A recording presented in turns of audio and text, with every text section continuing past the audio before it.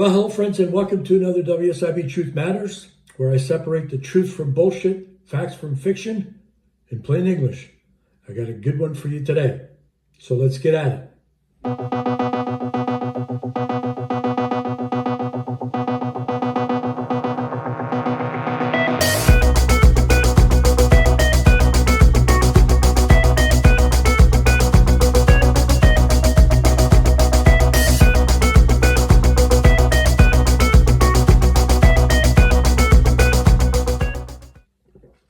And we're back. Well, friends, it's Friday afternoon. I hope you're enjoying this beautiful day. The weekend is coming up right around the corner. I'm sure you're all excited about the weekend. I always am. And as you can tell, I've got my Friday afternoon bevy here with lots of lemonade and ice. And it's delicious.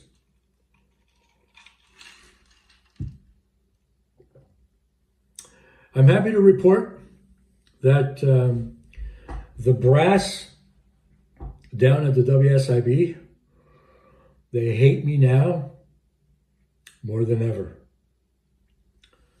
And they have good reason for that. And to you, my friends, the brass, oh, what a ride. Buckle up. You see, I'm making them work. And making them accountable, owning their decisions. You're going to decide to screw with somebody's life? Well, you got to own it. You probably heard, or some of you watched my last episode a week ago. And I talked about a program that we've just launched with WSIB Settlements. The information is in the description here.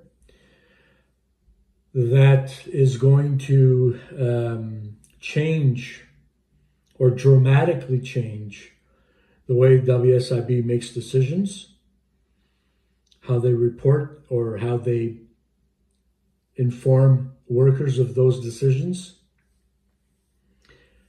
and their whole way of treating injured workers.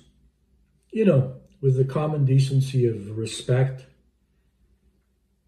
proper business etiquette, you know, just being a decent fucking human being. It's going to take a lot because they have gone way over to the other side when it comes to being out of touch with just common courtesy and, you know, ethics, morality, all of those things, right, that we all try to do well at. But I guess when you're trying to screw people over, it's hard to reconcile those two feelings, you know? So they hate me. And the more they hate me, the more I love it. Today we're going to talk about WSIB, their authority to offset CPP benefits.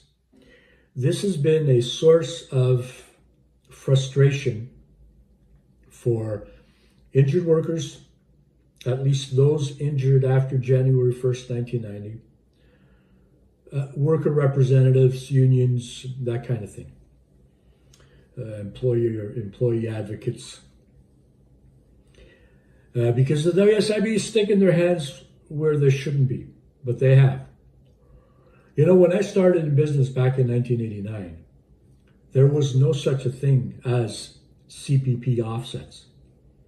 So you got paid your pension, your total temporary disability benefits, your supplements under 147.4 or 147.2. Those are the particular sections of the Act.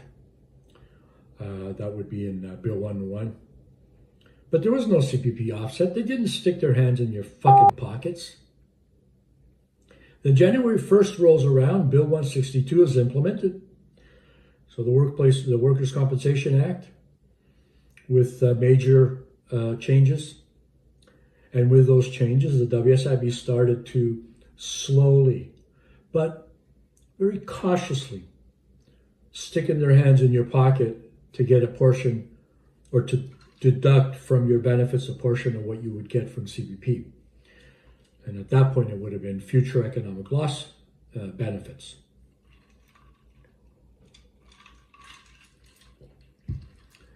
But in January 1st, 1998, with the implementation of Bill 99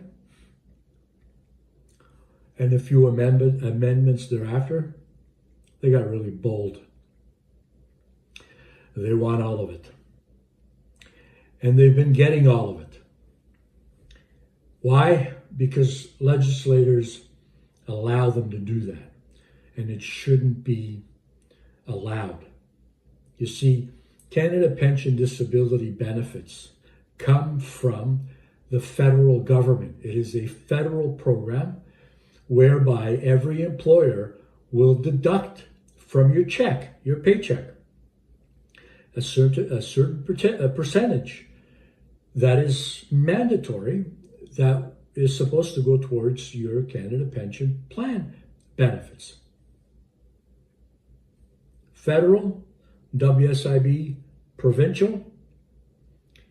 Federal, you're considered, or you have to be considered totally disabled. WSIB, well, whatever the fuck they decide. Provincial.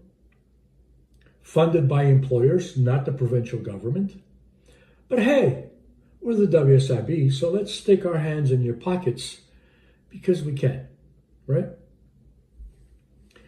And they have. So anyway, this is what the law states. I'm going to put it up for you to see here. So calculating CBP or QPP offsets from FEL, future economic loss, LOE benefits, loss of earnings benefits. The policy is 180113, and it states, loss of earnings. When calculating loss of earnings benefits, the amount of net average earnings the worker is able to earn in a suitable occupation after the injury must reflect any disability payments paid to the worker under the Canada or Quebec pension plan in respect of the injury. You see how they have the term, the worker is able to earn in a suitable occupation? It doesn't say the worker is earning in a suitable occupation. This is where they get their deeming. Even if you're not earning, if they've deemed you to be able to earn, they're still going to stick their hands in your pocket.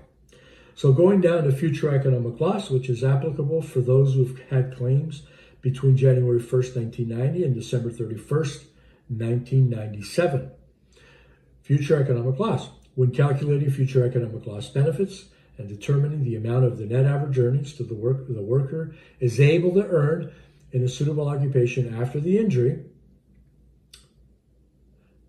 the WSIB average earnings must have regard for any disability payments the worker may receive for the injury under the CBP or QPP. And then lastly, when a worker receives CBP, QPP disability benefits and WSIB FEL or LOE benefits, the WSIB offsets 100% of the CBP, QPP disability benefit in relation to the work-related injury or disease from the FEL LOE benefits. In relation to the work injury or disease. You see? Another thing that people often get confused is that, and they don't know how to get it changed, is that there may be a number of conditions for which Canada Pension Disability authorized your pension, your disability benefits, because their criteria is different than the WSIB. So you may have, for example, type 2 diabetes, which isn't necessarily work-related. You may have your injury, which is maybe to the low back. You may have other medical conditions, such as rheumatoid arthritis, and so on. So your doctor, in completing the application for your CBP application, they're going to note all of the conditions, medical conditions that you have, that the CBP will consider in rendering you disabled or deciding that you've met the criteria to be totally disabled. But let's assume that in all of those, only one was a compensable disability, meaning that it was from work. Let's say your low back, for example. Well, in that particular case, if you have 3 conditions on the application and only one of them was related to your work injury, then the WSIB should only offset a third of your CBP benefits, not 100%, only a third. If it's 5 conditions and only one is work-related, only a fifth of your CPP benefits should be deducted. So something to keep in mind, because they don't generally pay attention to that kind of stuff, right? I mean, they got their hands in your pockets. Why would they do any additional work?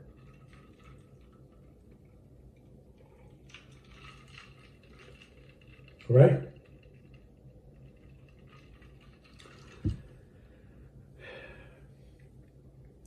So, what would I do if I'm in your shoes? Let's assume that I have 100% disability being paid by the WSIB. So that would be either a full future economic loss award for those of you who were injured between January 1st, 1990, December 31st, 1997. Or those of you who receive a full LOE between January 1st, 1998 to present. So if I'm in your shoes and I'm getting 100% benefits from the WSIB, I wouldn't apply for CBP. If I had been accepted for CBP and I got 100% benefits from the WSIB, I would write CBP a letter advising them, thank you very much for allowing me to receive your benefit or my benefit, but I no longer need it. So just leave it where it's there so that I can apply for it when I turn 65. And I would write the same letter to the WSIB saying, that portion of my full benefits I'm supposed to be receiving that you offset, well, I'm no longer getting that because I said I don't want it. So now you got to make up that difference. The portion that you took out that you shouldn't have because you're trying to fucking rob me? Nah, not going to happen, right? They don't have any recourse because they've already accepted that you are fully unemployable and that you're entitled to either full LOE or full FEL benefits. Now, are there some advantages to receiving full WSIB benefits and CBP? In my view, there's one, and that is that if you have children and your children are under the age of 25 and they're entitled to receive a portion, an allowance from your CBP disability, not from your disability, but if you're granted entitlement to CBP benefits, your children are eligible for a monthly amount, then in those circumstances, I would look at the numbers to make sure that it makes sense to continue with CBP or not. Disadvantages, well, the WSIB is supposed to contribute 10% of your benefits, your FEL benefits, again, for those injured between January 1st, 1990 and December 31st, 97. If you're receiving a full future economic loss award, the WSIB is supposed to contribute 10% of that into your loss of retirement income fund, right? Well, if that amount is reduced because they're offsetting your CBP, then they're contributing less into that fund. Another thing that most people don't realize. For those of you who were injured January 1st, 1998 to present, that's under Bill 99 or the Workplace Safety and Insurance Act, it's only 5%. They decided they're going to screw you a little bit more and take away the 5% that they were contributing before and asking you to contribute that additional 5% yourself. Anyway, I'm not going to get going on that one. But anyway, so still 5% of something is better, or 5% of 100 is better than 5% out of 50. And so whatever they're deducting from your full LOE because of your CPP disability, that's also going to decrease that 5% in terms of how much they contribute on a monthly basis to your loss of retirement income fund. And the other one is that your CPP, as I said in the beginning of the video, your CPP is based on contributions that you paid into, that was taken off of your pay on a weekly basis.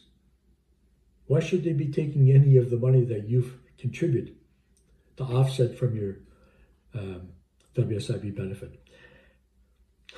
It's just sick. It really is. It's just fucking sick.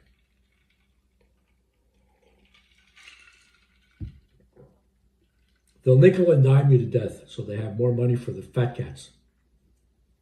The fat cats, the ones who hate me, to spend without regard for you or your family at all. I would add, though, each case is a bit different. The circumstances may be different. So I'm just giving you an example here. But if you really want to know what you should do and what your options are, then I would have to review your case and give you an educated opinion based on having actually reviewed the facts so that you're making the best decision based on an informed opinion. Okay, friends. So next week, we're going to start the viewer-selected topic. So once a week, I'm going to do a video, and I'm going to talk about a particular issue that viewers want. And so in order to get your issue that you would like me to talk about, send me an email. I'll put my email address right here on the screen, and let me know what particular issue you would like me, or topic you would like me to cover. Anything from pre-1990 claims and benefits particular to pre-1990 injuries. I can talk about Bill 162 claims, so that's the Workers' Compensation Act, so January 1st, 1990 to December 31st, 1997. And also any issues relating to Bill 99 under the Workplace Safety and Insurance Act, January 1st, 1998 to present. So anything about FEL benefits, anything about loss of earnings benefits, how they're calculated, the final LOE benefits, and how they're calculated, long-term calculations, pre-1990 pensions and supplements and all that kind of stuff. Serious injury program, loss of retirement income fund, personal care allowance, and other benefits covered under the serious injury program. I can also talk about those. So pretty much anything that has to do with WSIB and your claim within whatever year you were injured. Send me an email and say, listen, I'd like you to talk about this particular topic. If you want to give me a little bit about your own situation, I won't talk about it on air unless you want me to. Then I'll do that. So it's going to be the viewer selected topic of the week. And of course, I get a lot of requests. I may not be able to get to all of them, but I'm going to promise to do the best that I can. If you watched last week's episode where I talked about the new program that we've launched, the Worker Affirmative Action Plan or Strategy, I suggest you go back and watch that video because it is something that every injured worker should be aware of. If you're not treated properly by the WSIB, if you're not treated with respect, if you're not being properly advised of what your rights are, and you're treated basically like a piece of shit, and you feel that you have decisions made have been based on the way that they've treated you, then certainly let us know, and you may actually fall within the criteria that we've established to do that affirmative action. And they're not liking it at all. But you know what? It's time that we take back the power. All right, friends, and as always, if you're new to the channel, I appreciate you tuning in. I hope you stick around. If you're not a subscriber, I welcome you to become a subscriber. It's free. All of the information I provide on this channel is free. If you need help with your WSIB claim, visit my company, WSIBsettlements.com. We have lawyers, paralegals. We have an extensive network. We have a lot of experience in dealing with all matters WSIB, Workplace Safety and Insurance Appeals Tribunal. And my friends, as always, and until the next time, have an amazing weekend. Take care.